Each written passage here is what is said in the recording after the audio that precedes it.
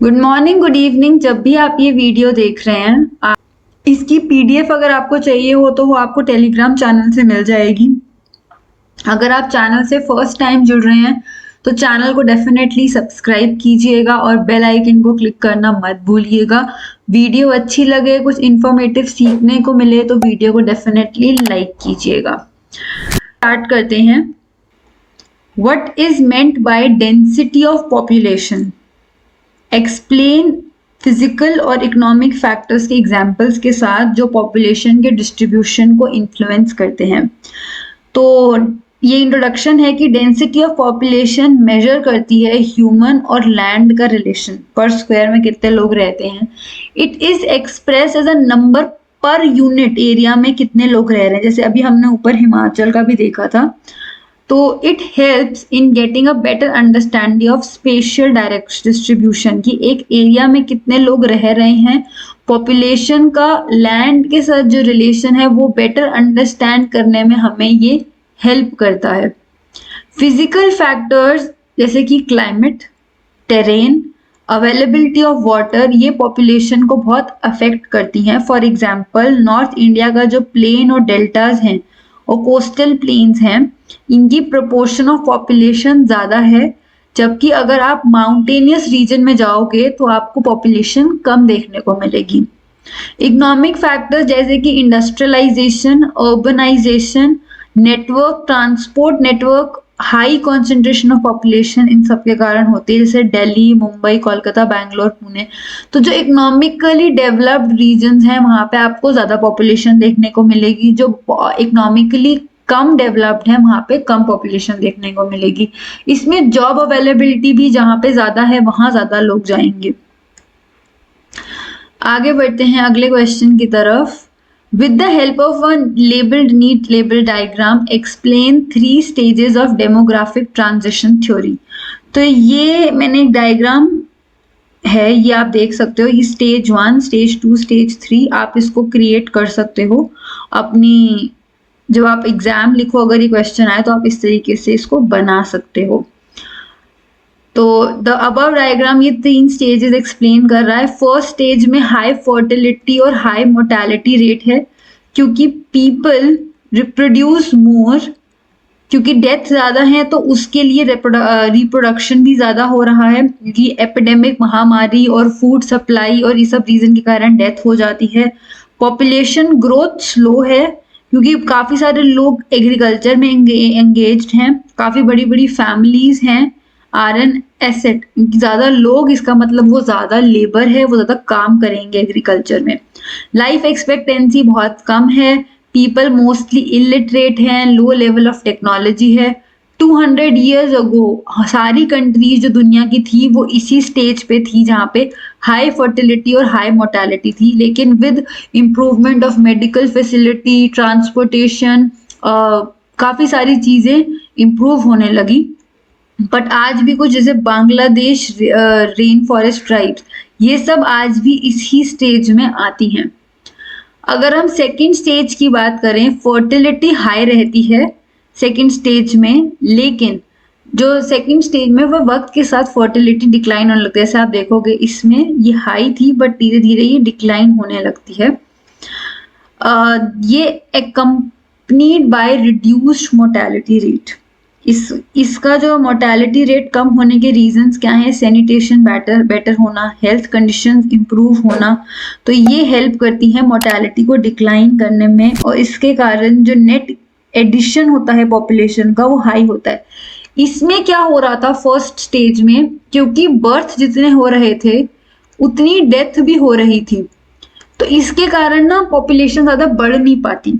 But जब हम second stage में जाते हैं तो हमें दिखता है कि बर्थ रेट हाई हो रहा है लेकिन डेथ रेट भी रिड्यूस हो रहा है, तो पॉपुलेशन इंक्रीज होने लग जाती है। लास्ट स्टेज में फर्टिलिटी और मोर्टेलिटी दोनों ही डिक्लाइन होती हैं, पॉपुलेशन स्टेबल होती है और ग्रोथ कम होती है। पॉपुलेशन अर्बनाइज्ड होती है, एजुकेशन ज़्यादा मिलती है और हाई टेक्निकल नो हाउ आता है। फैमिली साइज को डेलिबरेटली कंट्रोल किया जाता है। ह्यूमन एक्सट्रीमली फ्लेक्सिबल और एडजस्ट करते हैं टू एडजस्ट देयर फर्टिलिटी। तो अगर हम एग्जाम्पल्स की बात करें तो इससे पेरू की अगर हम बात करें तो वो बिल्कुल इनिशियल सेकेंड एक्सपैंडिंग स्टेज में आ रहा है, जिसमें बर्थ रेट हाई है। लेकिन अगर आप यहाँ आओगे तो देखोगे धीरे धीरे डेथ रेट और बर्थ रेट मीट कर रहे हैं। तो डेथ रेट रिड्यूस हो रहा है, बर्थ रेट अभी भी हाई है।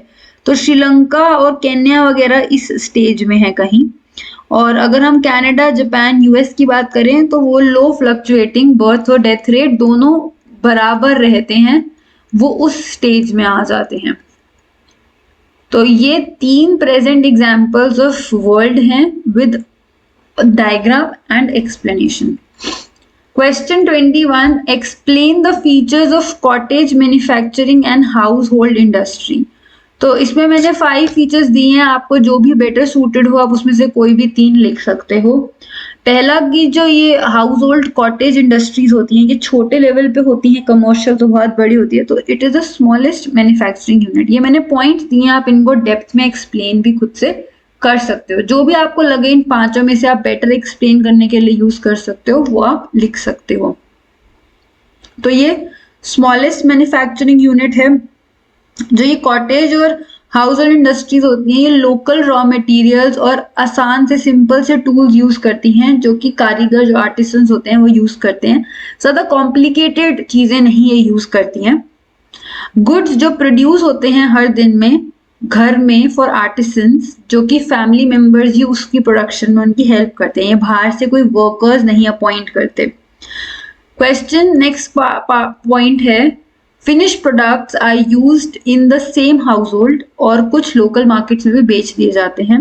कुछ कॉमन एग्जाम्पल्स इस प्रोडक्ट्स के हैं, जैसे कि फूड स्टफ, कंटेनर्स, फैब्रिक, हथियार, टूल्स बनाना, औजार, हथियार नहीं औजार, furniture, figurines, jewelry, pottery. How is naturalization of humans different from humanization of nature? Naturalization of humans वो अर्ली स्टेज ऑफ इंटरैक्शन जिसमें नेचर, एनवायरनमेंट एंड ह्यूमन के बीच में जो अर्ली स्टेजेस ऑफ इंटरैक्शन है। ह्यूमनाइजेशन ऑफ नेचर का मतलब है the forces of nature and human who begin where the humans adopt to dictate of nature.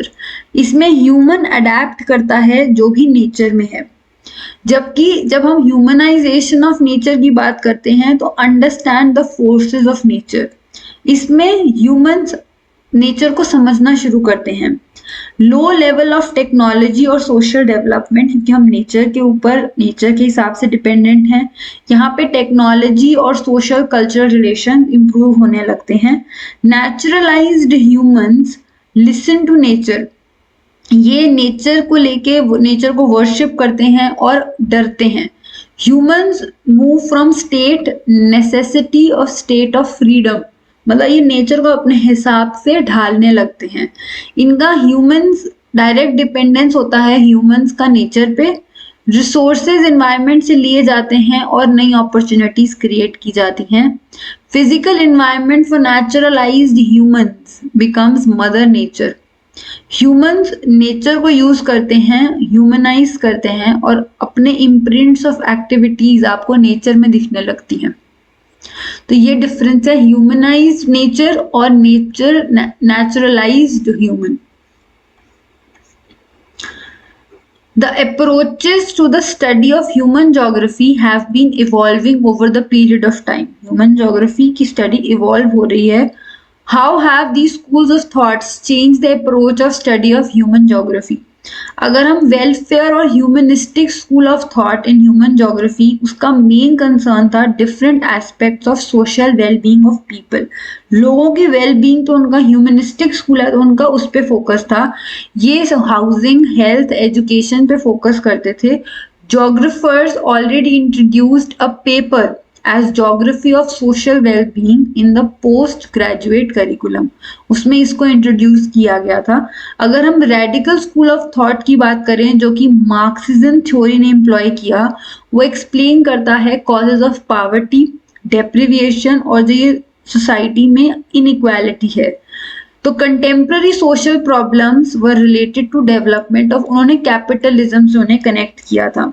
Behavioural school of thought की बात करें तो उनका एम्फेसिस था जो लोगों के जीते जागते एक्सपीरियंसेस पे, स्पेस बाय सोशल कैटेगरी, जो एथनिसिटी है, रेस है, रिलीजन है, उनके बेस पे जो बिहेवियर है लोगों के, उसके बेस पे उन्होंने अपनी थ्योरी को ले किया था।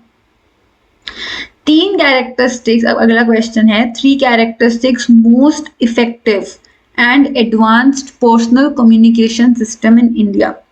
तो internet is the most effective and advanced personal communication system in India. ये इनेबल करता है यूजर्स को डायरेक्ट एक्सेस पूरे वर्ल्ड की नॉलेज और इंफॉर्मेशन से। It's like a huge central warehouse of data, और डिटेल्ड इंफॉर्मेशन आपको काफी सारे टॉपिक्स पे देखने को मिलती है। Provides information on low cost. इसको इंक्रीजिंगली ई कॉमर्स लोग अपना बिजनेस भी कर रहे हैं ऑनलाइन, और मनी ट्रांजैक्शन जो कि कोविड में सबसे ज्यादा हेल्प कर रहा था, उसके लिए भी इसको यूज किया जाता है।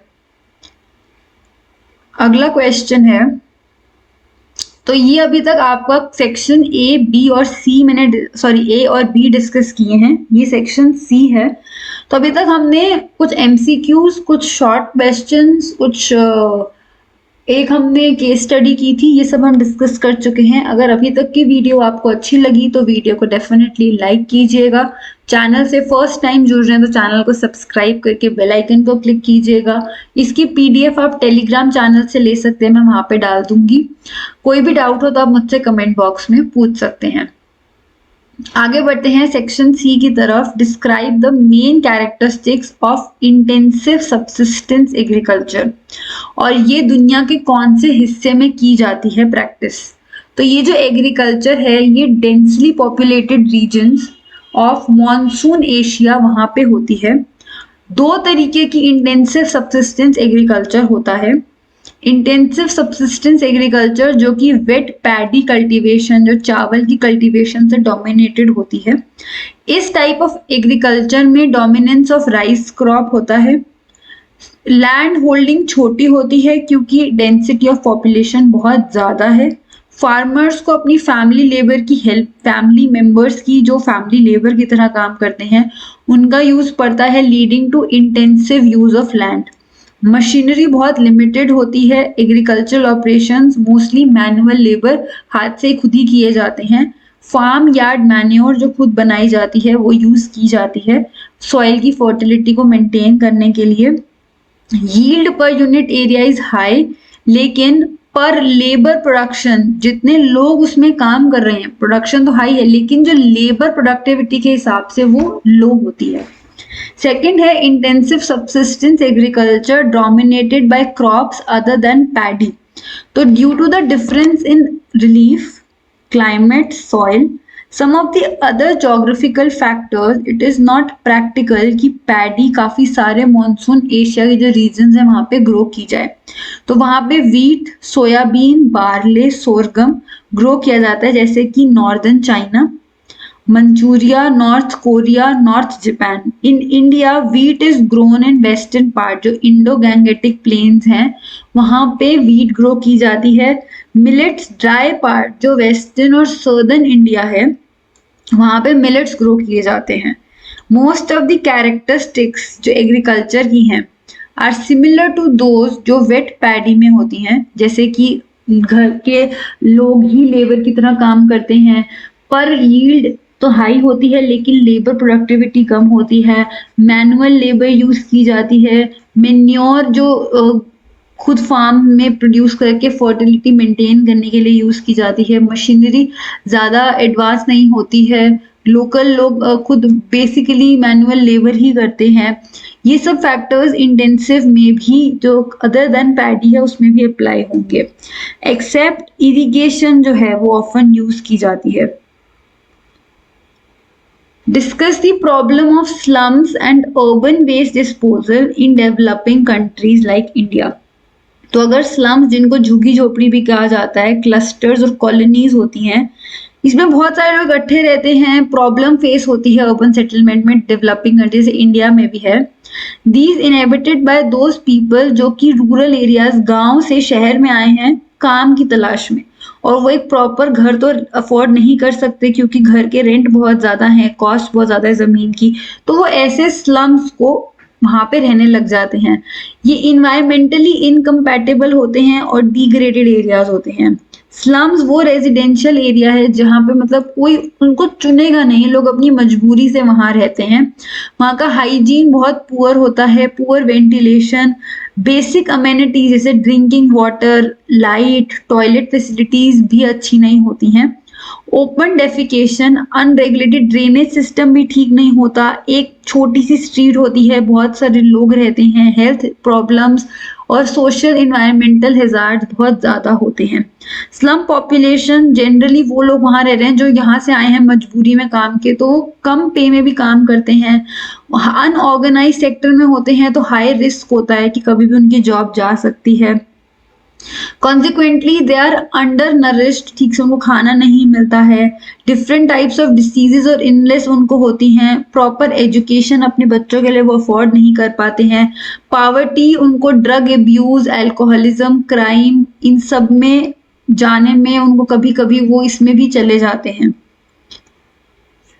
तो ये पूरा का पूरा आंसर था स्लम और अर्बन वेस्ट डिस्पोजल जो हमारी कंट्री में जिनके कारण उन चीजों के कारण जो प्रॉब्लम्स होती हैं। How have good governance and people-oriented policies with reference to pillars of human development increased the values of freedom and capabilities? Leading a long and healthy life, being able to gain knowledge and having enough means to be able to live a decent life are the most important aspect of human development. 4 pillars of human development. Just as any building is supported by pillars, the idea of human development भी ये 4 pillars से connected है, equity, sustainability, productivity और empowerment। तो सबसे पहले equity refers to equal access, सबको बराबर की एक्सेस हो अपॉर्चुनिटीज की, अपॉर्चुनिटीज टू पीपल इक्वल, चाहे वो किसी भी जेंडर से हो, race, income and in Indian case caste, तो इक्विटी होनी चाहिए। Yet this is very often not the case हकीकत में and happens in almost every society. For example in any country interesting ये होता है कि which group the most of the school drop outs belong to. इससे हमें पता चलता है reason of behaviour. In India large number of women and persons belonging to जो सोशली और इकोनॉमिकली बैकवर्ड हैं वो स्कूल में ड्रॉप आउट होते हैं। इसका मतलब होता है how the choices of these groups are limited और उनके पास एक्सेस ऑफ एजुकेशन भी नहीं है, बहुत लिमिटेड एक्सेस है, तो इक्विटी नहीं है। Sustainability means availability of opportunities. To have sustainable human development each generation, हर जनरेशन के पास अपॉर्चुनिटीज होनी चाहिए। Environmental, financial, human resources, environment के रिसोर्सेज भी होने चाहिए, फाइनेंशियल रिसोर्सेज भी होने चाहिए और ह्यूमन रिसोर्स भी होना चाहिए। और इसीलिए कहा जाता है कि हमें फ्यूचर का ध्यान रख के ही आज के रिसोर्सेज को यूज करना चाहिए। मिस यूज करने से हम फ्यूचर जनरेशन्स को कम अपॉर्चुनिटीज प्रोवाइड कर रहे हैं। गुड एग्जाम्पल है importance of sending girls to school. अगर एक कम्युनिटी इस बात पे स्ट्रेस नहीं करती कि गर्ल्स को स्कूल भेजना चाहिए, बहुत सारी अपॉर्चुनिटीज जो यंग गर्ल्स के पास होती हैं वो खत्म हो जाती हैं, मेनी अपॉर्चुनिटीज लूज हो जाती हैं, उनकी करियर चॉइसेस बहुत कम हो जाती हैं। तो जनरेशन को इंश्योर करना चाहिए चॉइसेस और opportunities of future generation. Productivity means human labour. Productivity and productivity is in terms of human work. Such productivity must be constantly enriching, building लोगों की कैपेबिलिटीज को बिल्ड करना, और लोगों को रियल वेल्थ जो हम इंडियंस हैं, लोग हैं, वही हमारे देश की सबसे बड़ी वेल्थ है। तो लोगों की नॉलेज बढ़ाने की कोशिश करनी चाहिए, बेटर हेल्थ फैसिलिटीज हों, काम करने की कंडीशंस बेटर हों, प्रोडक्टिविटी बढ़ेगी, ज़्यादा बेहतर काम कर पाएंगे तो वैसे ही देश की उन्नति होगी। एम्पावरमेंट मीन्स पावर, अपने खुद के चॉइस, डिसीजन लेने की पावर, फ्रीडम एंड कैपेबिलिटीज की। एक गुड गवर्नेंस जब पीपल ओरिएंटेड पॉलिसीज होती हैं तो वो लोगों को एम्पावर करती हैं। सोशली, इकोनॉमिकली लोगों के पास खुद के फैसले लेना, और स्पेशली जो इनमें बैकवर्ड डिसएडवांटेज्ड हैं, जो सोशली डिसएडवांटेज हैं, जो इकोनॉमिकली इतने फाइनेंशियली स्ट्रांग नहीं है, उनको एम्पावर करना बहुत ज्यादा जरूरी है, उनको पावर प्रोवाइड करना। आगे बढ़ते हैं। The ways to measure human development are constantly being redefined. जो हम ह्यूमन डेवलपमेंट जैसे पहले मेजर करते थे, वक्त के साथ ना वो चेंज हो रहा है। तो इस स्टेटमेंट की अटेनमेंट्स और शॉर्टफॉल्स को ध्यान में रखते हुए हमें एक्सप्लेन करना है। The ways to measure human development constantly redefine हो रहे हैं और नए नए तरीके आ रहे हैं, डिफरेंट एलिमेंट्स आ रहे हैं, जिनके कारण बीइंग रिसर्च्ड, रिसर्चर्स लिंक ढूंढने की कोशिश कर रहे हैं करप्शन लेवल, पॉलिटिकल फ्रीडम में हर एक रीजन के। देयर ऑल्सो बीइंग डिस्कशन कि पॉलिटिकल फ्रीडम इंडेक्स जो करप्ट कंट्रीज हैं, ह्यूमन डेवलपमेंट इंडेक्स को मेजर करने के लिए, ह्यूमन डेवलपमेंट के लिए यूज किया जा रहा है कि की डेवलपमेंट फीचर्स में।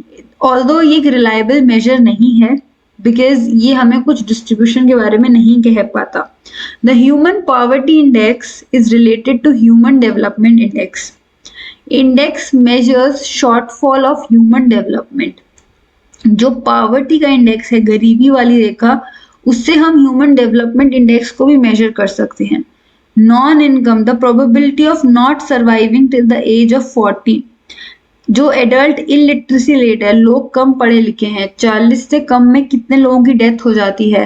पीपल जिनके पास साफ पानी नहीं है, छोटे बच्चे जो माल नरिश हैं, जिनके पास खाना नहीं है, अंडर वेट हैं, ये सारी चीजें ह्यूमन डेवलपमेंट की शॉर्टफॉल, हमारी कमजोरी, हमारे देश में जो ये चीजें हैं ये गलत हैं, ये इम्प्रूव होनी चाहिए, वो दर्शाता है।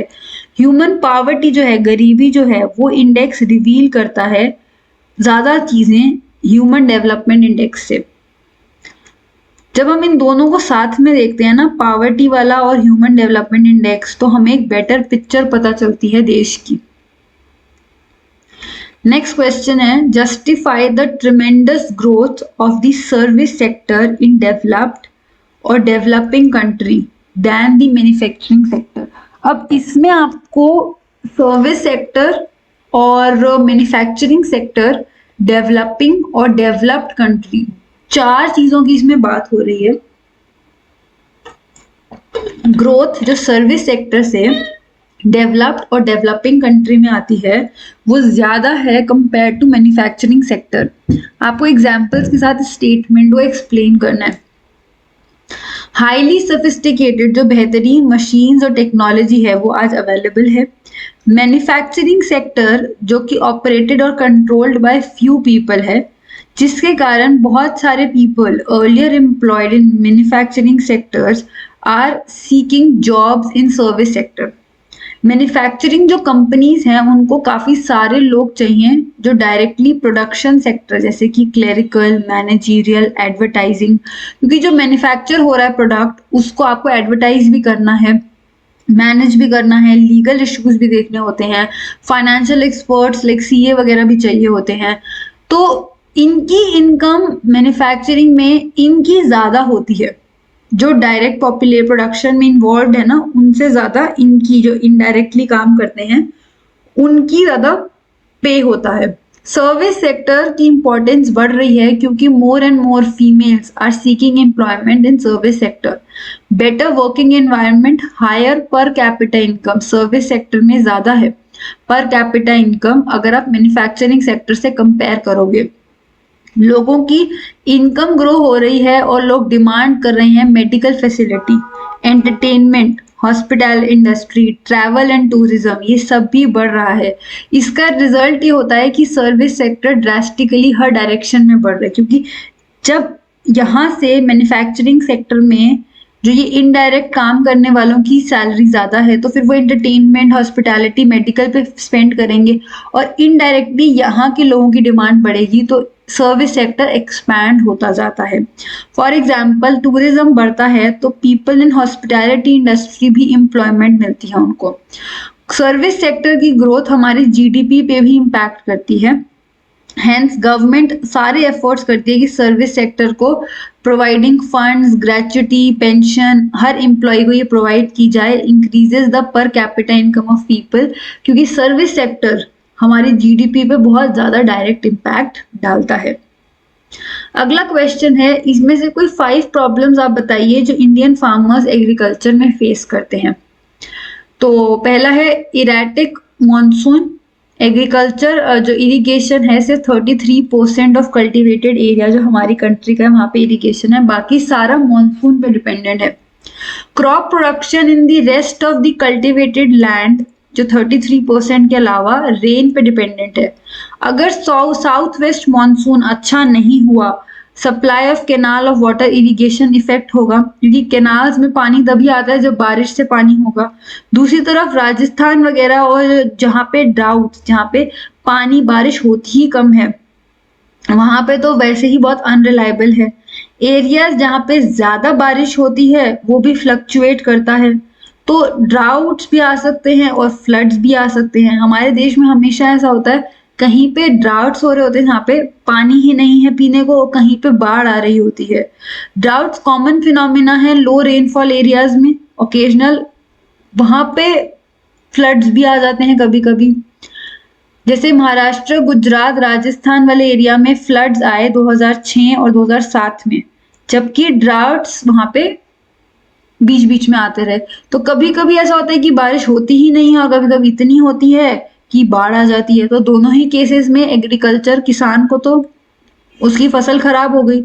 लो प्रोडक्टिविटी, जो क्रॉप की फसल आपकी उग रही है कंट्री में बहुत लो है। अगर आप उसको इंटरनेशनल लेवल से पूरी दुनिया में देखोगे तो पर हेक्टेयर जो हमारे देश में क्रॉप्स उगते हैं, जैसे चावल हो गया, गेहूं, कॉटन हो गई या फिर ऑयल सीड्स हो गए, ये काफी कम है यूएस, रशिया, जापान के कंपैरिजन में, क्योंकि हमारे यहाँ के लैंड रिसोर्स पे बहुत ज्यादा प्रेशर है। लेबर प्रोडक्टिविटी बहुत कम है, इतने ज्यादा एक जमीन पे 2 लोगों की रिक्वायरमेंट है बट 4 या 5 लोग काम कर रहे हैं, उनकी फैमिली मेंबर है, उनको इसी जमीन पे काम करना है। तो लेबर प्रोडक्टिविटी बहुत लो है इंटरनेशनल लेवल के कंपैरिजन में। Rain fade areas of the country जैसे ड्राई लैंड्स हैं, वो course serial, pulses, oil seeds उगाते हैं और जिनमें बहुत लो यील्ड, कम फसल पैदावार होती है।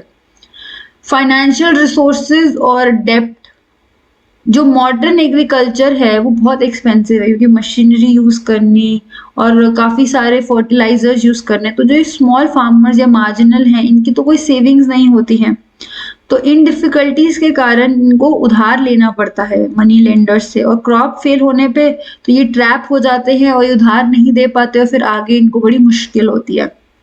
लैंड रिफॉर्म्स का lack of land reform, Indian जो पेजेंट्स किसान हैं वो एक काफी सालों से एक्सप्लॉइट हो रहे हैं और जमीन अनइक्वली डिस्ट्रीब्यूटेड है। किसी के पास तो ना जाने कितनी बड़े बड़े जमीन है और किसी के पास एक छोटी सा लैंड भी नहीं है।